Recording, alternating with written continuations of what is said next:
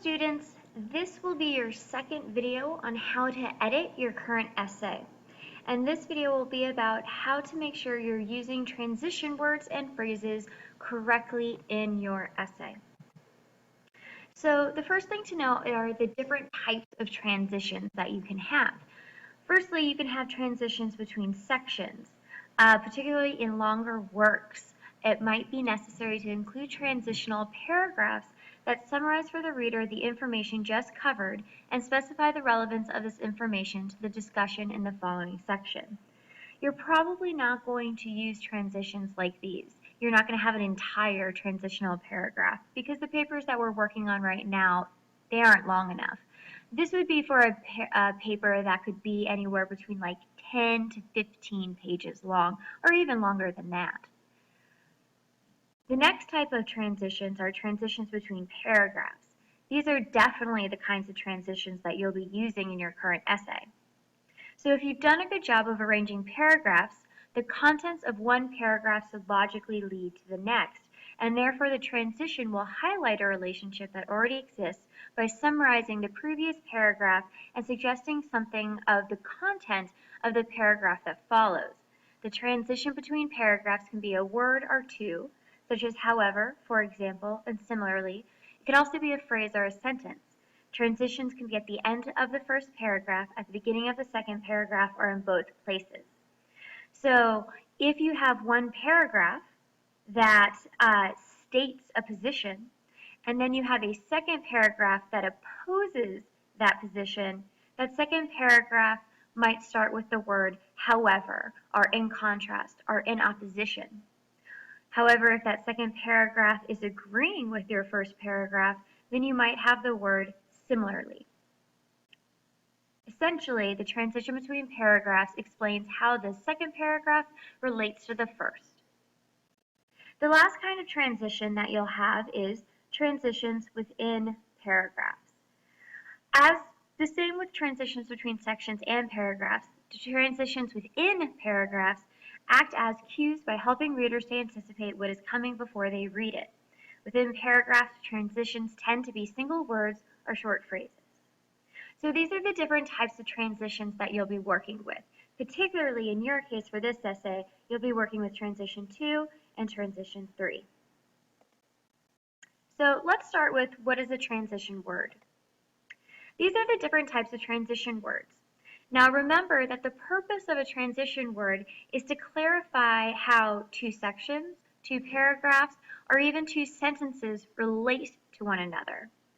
So if they're adding upon the previous, sequencing, illustrating, cause and effect, comparing, qualifying, contrasting, or emphasizing, depending upon what the following section, paragraph, or sentence is doing, that will decide what kind of transition word you're going to use. For instance, if you're adding information, you might use the transition word furthermore, because furthermore indicates that concept of adding.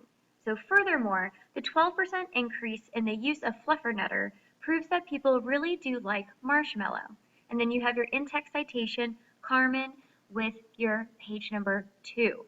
So furthermore would be adding this information to a previous sentence or paragraph or section that was about the same topic.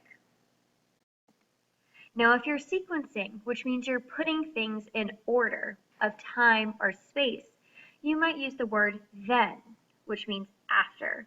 So then, the cows really did learn how to fly, which solidified George Gerfunk's belief in aliens. Written in the really out there, page 14. So, then is this transition word, and that indicates that this comes chronologically after the previous events of the section, paragraph, or sentence. The next you have is illustrating, which is giving examples.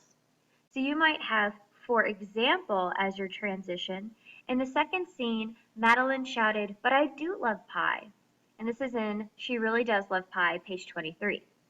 So for example indicates that this sentence is an example of what had been previously written in previous sentences.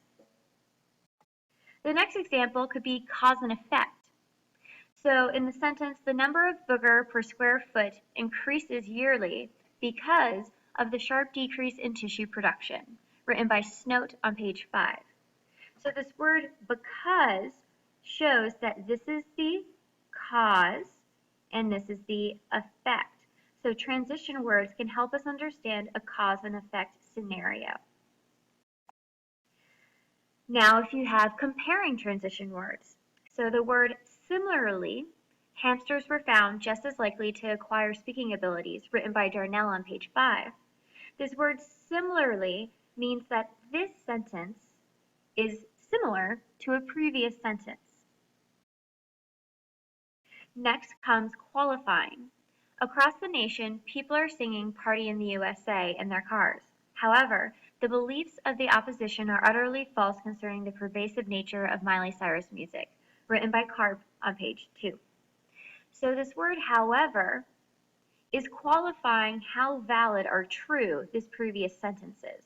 So we have this statement, and then however says, while this is true, this is also true. Next, we have contrasting. So if you have the sentence, you like cats, whereas I like dogs, woof, woof, woof. The contrast is the whereas, where it's taking one position and showing a direct opposite position. Then, last but not least, you have emphasis. The transition word is above all, use transition words. And that's written in That's the Truth, page 78. So the above all is a transition word that emphasizes the following sentence. So you can see there are so many transition words that you can use. However, they have different purposes, so you want to make sure that you're using the correct transition word. So this table right here is a really excellent tool to use if you're struggling with figuring out what transition words you should be using. All right, so next, let's talk about what is a transition phrase. So transition phrases are also transitions. They're going to be more than just one word. And oftentimes these transition phrases will happen between sections and paragraphs. You can even see them in between sentences if you're having a huge shift. So examples are, let me begin with the first people who benefit from volunteer work. So this shifts the point. This is also kind of like a topic sentence if you think about it. So this could be seen beginning a paragraph or a section to transition into speaking about the people who benefit from volunteer work. Now this is more than just a word, obviously. That's why it's a transitional phrase. It clarifies what's about to be written about. Another example is, this brings me to the next point, Steve Jobs' professional achievements. And so it's forecasting what the next point will be about. Again, it's transitioning, it's more than a single word, and it's giving a more specific idea of what's about to follow. So you would find this at the beginning of a paragraph or at the beginning of a section. The last example is, now that I've told you the origins and traditions of Halloween night, I'll discuss how fun it is to go take part in the freaky and creepy parts of Halloween. So what this is doing is it's providing a recap and forecasting. So you would see this at the beginning of a paragraph or at the end of a paragraph where it's summarizing what the previous paragraph was about and it's forecasting what the next paragraph will be about. So this is how transitional phrases work. Now let's see transitions in action. So on the first day of school, Harlan Porton found himself an outsider. Looking around the room, everyone had 2 arms. Then, looking down upon himself, he saw that he had 4 arms. Why was this? Harlan suffered from multi-arm disorder. Every year, 3 people are born with multi-arm disorder. Because of this, most cases go unnoticed. However, this must stop. Just like Harlan's experience, there are more stories to hear. Jacqueline Bates, a 54-year-old woman living in New Hanover, also suffers from the terrible disorder. So this excerpt shows different ways that you can use transitions. So we have a transition word then, which is about sequencing. We have the transition word however, which is about qualifying. We have the transition words because of this, which is showing that you will, that is connecting cause and effect. Then you have transitional phrases such as, why was this? So it's showing that we're now going to explain how all of this would occur. We also have the transitional phrase, just like Harlan's experience, there are more stories to hear. This indicates that this is summarizing what happened in the previous paragraph and forecasting what will happen in the next paragraph, that we will hear about more stories. So, as you can see, transition words and phrases are used many times in a very short period of writing. You should have transitional words and phrases in maybe every sentence, if not at least every other sentence. So if you're not using them, you should be. So as our very last example of the video, let's look at one more example of a transitional phrase. So if our first paragraph was pointing out the support of the view that El Paz news government is very democratic, and the second paragraph points out the contradiction of the view that El Paz's new government is very democratic, you will need a transitional phrase between these two paragraphs to show that you're going to switch point of views. So your transition might say, despite the previous arguments, there are many reasons to think that El Paz's new government is not as democratic as typically believed. So it is summarizing what the previous paragraph was about, and it's forecasting what the next paragraph will be about. And that's how transitional phrases work.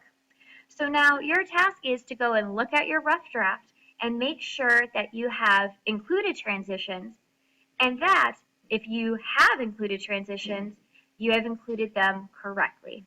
Best of luck and have fun.